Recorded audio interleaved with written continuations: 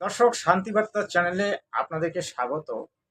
আজকের যে বিষয়টি, একজন ব্যক্তি আমার সঙ্গে আছেন, তিনি প্রশ্ন করবেন। তা আপনার ধর্ম সম্পর্কে কি জানার আছে সেটা বলেন দর্শককে। আমি বলতে চাই যে ধর্ম বড় না জ্ঞান বড় না কর্ম বড়, এই বিষয়টি একটু বিস্তারিতভাবে আলোচনা করেন। ঠিক আছে, আলোচনা করব, একটু মন দিয়ে শুনবেন। ধর্ম বড়, জ্ঞান বড় না কর্ম বড়? দেখুন, এটা আলোচনা তো করতে গেলে বিশাল লম্বা হবে, তা আমি সংক্ষিপ্তভাবে আলোচনা করার চেষ্টা করব। আমাদের গীতার মধ্যে গীতা জ্ঞানদাতা বলেছিল যে অর্জুন, আমার ৪ প্রকারের ভক্ত আমার অত্যন্ত প্রিয়। যেমন ধরেন জ্ঞানী, ধার্মিক, অর্থাৎী আর জিজ্ঞাসু। এই ৪ প্রকারের ভক্ত গীতা জ্ঞানদাতার কাছে শ্রেষ্ঠ। তার মধ্যে জ্ঞানী হচ্ছে শ্রেষ্ঠ। দেখুন, আমরা যখন মাতৃগর্ভে ছিলাম, মাতৃগর্ভ থেকে তারপরে এই দুনিয়ায় আমরা চলে এলাম, তখন শিশুরূপে ছিলাম, আমাদের কোনো বোধ শক্তি ছিল না। তারপরে ধীরে ধীরে আমাদের বয়স বাড়তে লাগলো, আমরা বড় হলাম, শিক্ষা অর্জন করলাম। হয়তো অনেকে স্কুলে যায়নি, কিন্তু বাবা মার কাছ থেকে, কাকা, খুড়ো, জ্যাঠো, মামা, যারা আত্মীয় স্বজন আছেন, যারা আমাদের পরিবারের মধ্যে আছেন, তাদের কাছ থেকে আমরা কিন্তু সমস্ত কিছু শিখতে পাই। আমি এইভাবে উত্তরটি দিতে চাই যে ধর্ম ধর্ম তো পরে আসে, কর্ম কর্ম আসে, কিন্তু কর্মের আগে আরো একটা বস্তু আমাদেরকে জানতে হয়। যখন আমরা কিছুই বলতে পারতাম না, তখন মা আমাদেরকে শেখাতো ভাষা। আর মাই পরিচয় দিত, বাবা, কাকা, খুড়ো, জ্যাঠো ইত্যাদি ইত্যাদির পরিচয় মাই দিত। মা যে আমাদেরকে যে জ্ঞানটা দিত সেটা সত্য। এবার এবার আমি মানে এক কথায় উত্তর দেওয়ার চেষ্টা করছি, কিন্তু একটু বুঝিয়ে বলতে হবে। দেখুন, ধর্ম যেমন আমাদের সঙ্গে ওতপ্রোতভাবে জড়িত, কর্ম আমাদের সঙ্গে ওতপ্রোতভাবে জড়িত।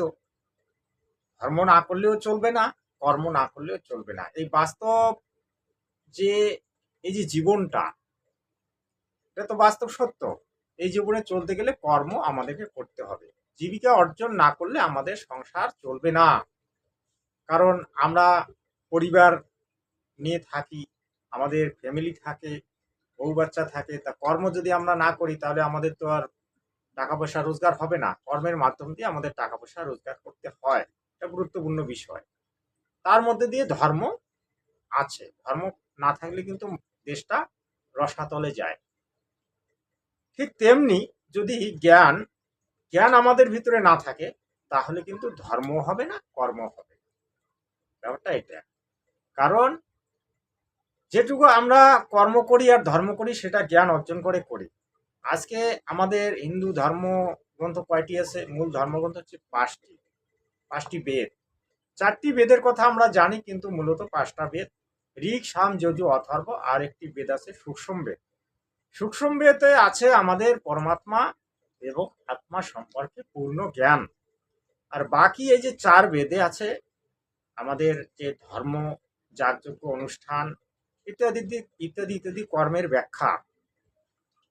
আসলে এই যে জীবনে সব থেকে বড় যেটা গীতা জ্ঞানদাতা বলেছিল, অর্জুন, আমার কাছে জ্ঞানী শ্রেষ্ঠ। ঠিক তেমনি জ্ঞান হচ্ছে সব থেকে বড়। জ্ঞান না হলে আপনি একটাও কাজ করতে পারবেন না। দেখুন, আপনি যখন স্কুলে পড়েছেন, স্কুলে শিক্ষা অর্জন করেছেন, বই পড়েছেন, টিচার রেখেছেন, তারপরে সেই বইগুলো পড়ে জ্ঞান অর্জন করেছেন, প্র্যাকটিক্যাল করেছেন, তারপরে পরীক্ষা দিয়েছেন, তারপরে পাশ করেছেন, সার্টিফিকেট পেয়েছেন, তারপরে সরকারি চাকরি পেয়েছেন। সরকারি চাকরি পাওয়া একটা কর্ম। তা আপনি কিভাবে পেলেন? কর্মের কর্মের মাধ্যম দিয়ে পেলেন এবং জ্ঞান অর্জন করার পরে পেলেন। আজকের বিষয়টি এটাই, জ্ঞান হচ্ছে সর্বশ্রেষ্ঠ। এটা নয় যে কর্ম না করলে চলবে না, এবং এটা নয় যে ধর্ম না করলে চলবে না। সকলে ওতপ্রোতভাবে জড়িত। যেমন দুটি চোখের প্রয়োজন, ঠিক তেমনি নাকের প্রয়োজন, মুখের প্রয়োজন, কানের প্রয়োজন। এগুলো না হলে তো আর চলে না। আমাদের শরীরে যে ইন্দ্রিয়গুলি আছে, ইন্দ্রিয়গুলি না হলে কিন্তু আমরা কি অঙ্গ বৈকল্য, কান যদি না থাকে তাহলে শোনা যাবে না, নাক যদি না থাকে তাহলে শ্বাস প্রশ্বাস নেওয়া যাবে না, আর দাঁত যদি না থাকে তাহলে তো আর ভাই কোনো খাদ্য চিবানো যাবে না।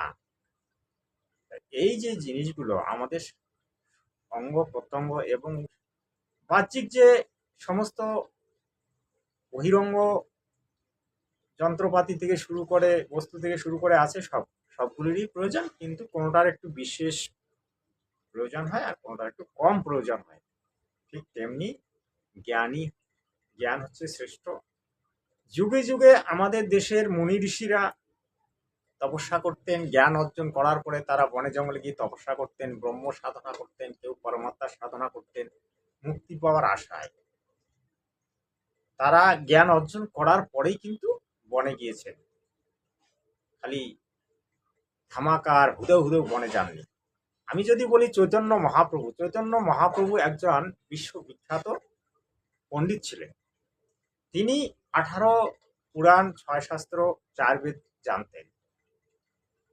তিনি যখন ধর্মগ্রন্থ সম্পর্কে জ্ঞান অর্জন করলেন তখন তিনি সন্ন্যাস নিলেন আমাদের মঙ্গলের জন্য।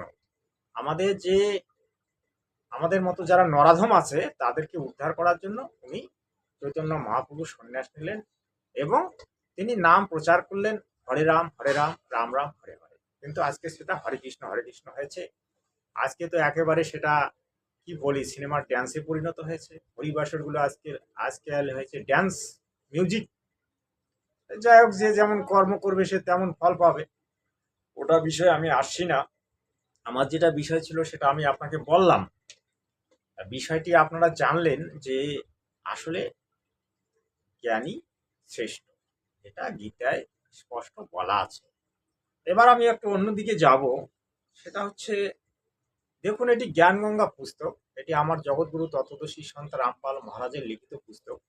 এই পুস্তকটি যারা পড়েছেন তারা সনাতন ধর্ম সম্পর্কে মোটামুটি জ্ঞাত হয়েছে এবং এই ছোট্ট একটা গ্রন্থের মধ্যে আমাদের 4 বেদ, 18 পুরাণ, 6 শাস্ত্রের যে মূল শারগুলো এখানে দেওয়া আছে। পরমাত্মা, আত্মা, ব্রহ্মা বিষ্ণু মহেশ্বর, ব্রহ্ম, দেবী দুর্গা, গণেশ, যতগুলি আমাদের দেবদেবী প্রধান আছে তাদের সম্পর্কে এখানে কিছু কিছু তত্ত্ব দেওয়া আছে।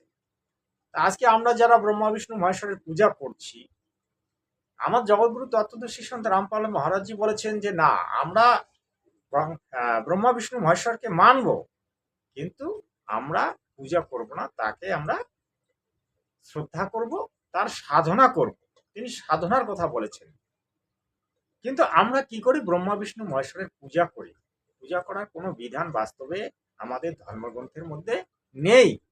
যেটা সত্য তিনি সেটা বলেছেন, কিন্তু অনেকেই আজকে তার বিরোধিতা করছে এবং বিরোধিতা তো দূরের কথা, তাকে একদম জেলে ভর্তি করে দিয়েছেন, ষড়যন্ত্র করে একদম জেলে পাঠিয়ে দিয়েছেন। আজ পর্যন্ত তিনি জেলে আছেন।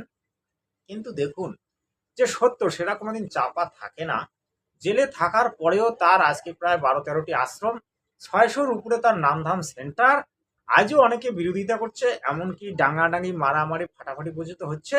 কিন্তু আজকে ভারতবর্ষে এই জগৎগুরু তত্ত্বদর্শী গুরু সন্তরাম পাল মহারাজের প্রায় 7 কোটি শিষ্য, আরো তো বিদেশে আছে, যেমন নেপালে আছে, অন্যান্য অনেক রাষ্ট্রে শুরু হয়েছে। সত্য কখনো চুপ করে বসে থাকার নয়, এটা আপনারা ভালোভাবে জানবেন। আর অসত্য বেশি দিন চলে না।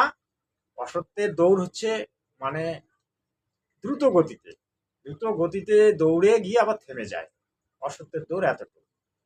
এটাই হচ্ছে সত্য। সত্য ধীরে ধীরে চলতে থাকবে। সত্য কোনোদিন বন্ধ হয় না। যুগে যুগে সত্যের জয় হয়েছে আর হবে। সত্য, এই যে কিছুদিন আগে যে ভারত পাকিস্তান যুদ্ধ হলো সেটা আপনারা শুনেছেন। পাকিস্তান কত মানুষের সংসার নষ্ট করে দিল। এই যে কিছুদিন আগে মা বোনদের সিঁদুর কেড়ে নিল, তার বদলা তো আপনারা শুনেছেন। দেখুন, সত্য জিতবে।